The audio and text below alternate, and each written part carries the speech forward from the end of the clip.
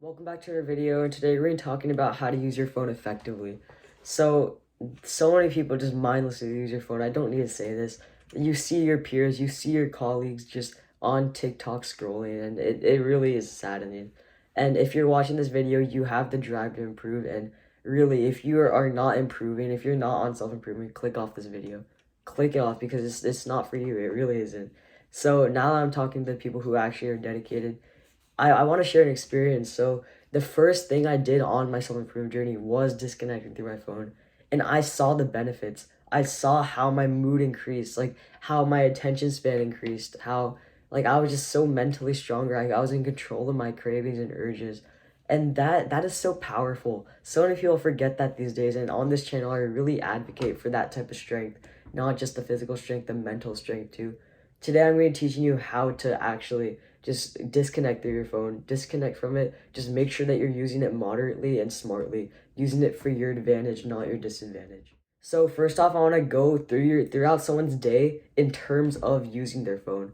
So in the morning, they wake up, and obviously you have to check the time, but and once you check the time, you do not touch your phone for the whole rest of the morning.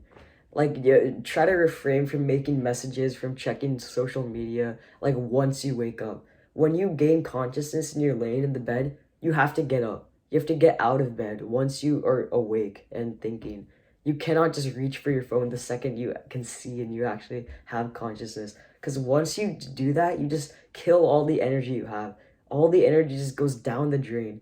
All of it. Just because you're just, instead of getting up and actually moving around when you wake up, you grab your phone and you scroll on TikTok. That is so detrimental to like the mood and just the energy in the morning.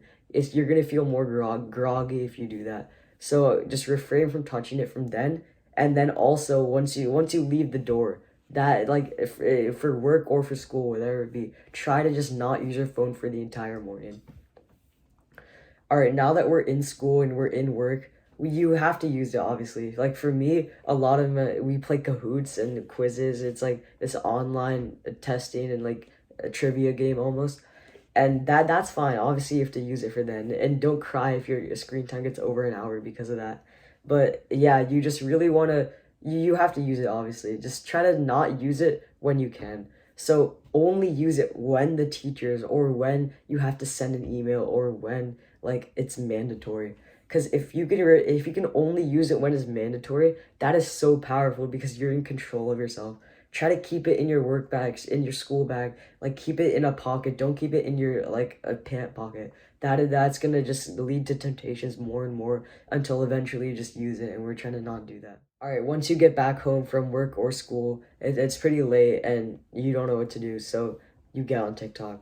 That is the really stupidest thing to do for obvious reasons. The way to avoid this is to have a plan. Have like a to-do list, have a of things to do once you walk into the door from school, from work. And that is actually so huge because once you have this list, you're like, okay, it's go time, let's go. We have to complete these tasks, tick, tick, tick. If you have that, then you never feel the need to just, oh, I don't know what to do, so let me just scroll on TikTok.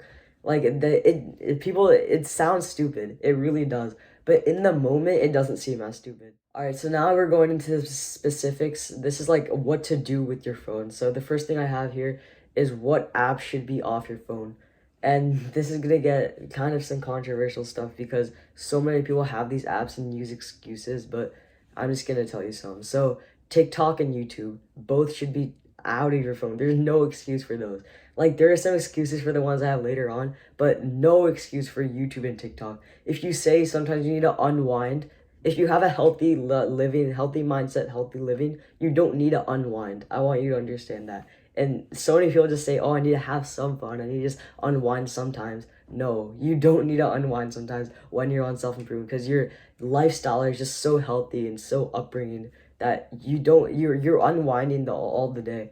All the day you're keeping calm and you're just chill. That is kind of like encapsulating the mindset here, and that's fine. Like that is how you should be living life, not having to use TikTok to unwind, which is it isn't even unwinding. It's just filling your brain with more stimulus. So yeah, definitely YouTube and TikTok out of here. But also all games is same thing about having fun. Like, the video games are not fun. I want you to understand that at some point, video games just become a thing you do because you think it's fun, but it's not. Fun is hitting the gym. Fun is taking a cold shower and pushing yourself. Fun is going on a run. That is fun. And you might think it's not fun, but if you really push yourself and really enjoy seeing improvement, like everyone in self-improvement does, then that it becomes so fun. So yeah, games are just not, it's not worth it, and they're not fun at all. The next thing is social media. Now, for social media, I have Snapchat, Instagram, Facebook, and Twitter. Those are the four main things that I've listed, and these should be gone. I believe these should be gone. Now, the only exception to this is if you're running a business or an agency, then I feel like it'd be justified to have Instagram, maybe Twitter, Facebook. But yeah, Snapchat should be out of there. And the most of us aren't running a business yet, so yeah, we have to delete those. The number one excuse I hear is I need to message people, and that is just not true. If you need to message them, they'll have an iMessage or a WhatsApp or both. Like, I'm not saying to delete WhatsApp or iMessage, but you should use those to contact people if you need it. And contacting people would be like actual useful conversations. So it's not just like mindless gossip. Now, on the iPhone, you can put these widgets, and there's one about screen time.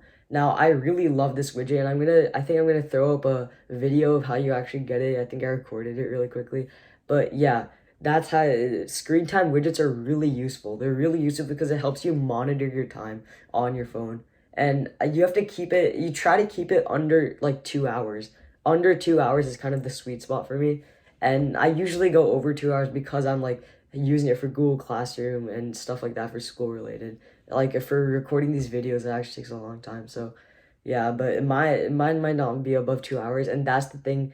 That the reason I said that was because it's okay. Like it's just a rough estimate, and you don't need to just cry over it if you and like really be seriously concerned if it's over 2 hours, because sometimes it's justified. Now you can also see like the little icons of which ones are you using your time on. So if it's all like YouTube and Instagram, it's like Safari because you were on the browser of YouTube. Definitely, that's not how you do it. That is going to be so detrimental. So if you obviously if you can handle it and you don't really use it for school related stuff or work related stuff, try to keep it under 2 hours. That's like the sweet spot, and that's you're gonna really see a difference. Then go for 1 hour. Then go for 30 minutes. Like imagine not using your phone for only 30 minutes a day. Like most people have like a 4 hour screen time. Think about that difference. Now, another point of your phone is that you should not keep it near you. So this goes back to that example I gave earlier where it should be in your school bag or work bag, not in your in your pant pocket. Also, in your house, it shouldn't be on your desk or in your pocket. It should be on like in another room. I keep mine on my bed, like on the far side of the room, and that really just disconnects me from it. So that or another room, and that really just solidifies this disconnection like physically. It's like it's not easy to just grab and just check really quick, and that's what we're trying to avoid. So don't keep it near you. Now, the really good example of this is whenever I go downstairs to eat dinner, I never bring my phone with me. It's always upstairs here, and I never bring my phone with me when I'm going downstairs. This allows me to have a nice, mindful, just like really happy meal because I understand if you just use your phone while you're eating, you don't really appreciate the food, and I've kind of seen that I liked all the food more because I understand that it takes effort to make, and really just you keep all the distractions away. It's like that stimulus again, just trying to reduce it the most as possible. Now, another really good feature is setting reminders. This could be for like, okay, so I'm gonna give an example. I'm trying to ice my face like recently because of acne. Like it just had a lot of health benefits. So icing my face, I have a reminder, and that is really huge because even if you, it kind of is screaming at you that you should do this, and like you're getting lazy if you don't. Like if you see the reminder and then don't do it, like that'll make you feel bad. That'll show that your discipline is low, and that is really useful because it can give you that extra step to just succeed. So I think I've covered most things, and this is though all of those things are ways to optimize your phone use. This is how to use it correctly, guys. We're not trying to just become gurus who literally don't have a phone or something, because obviously we need a phone in this day and age. But we're not trying to become those people who are just connected to them 24/7, staring into it, bad posture. That is just not going to do anything good for you. You want to improve, then this is the steps that you have to take. This is like a really, really big part of that. And if you take this actionable step, then it's going to be so good. The actionable step is obviously you can do it right now because I know your phone is on you, but yeah, you can do it right now. Just start optimizing your phone. Delete all the games you have, delete all the Instagram. And I know most people are not going to do this. It's just a fact that most people will be lazy, will not have the discipline enough to do it. But be that 1%. Be the person who actually does do this. So delete all the social media apps I talked about. Delete all the games. Delete TikTok, YouTube, everything, guys. And really just understand that this is going to go towards your benefits so much. I'm going to end it there, but really just take action. Thank you so much for watching. Until next time.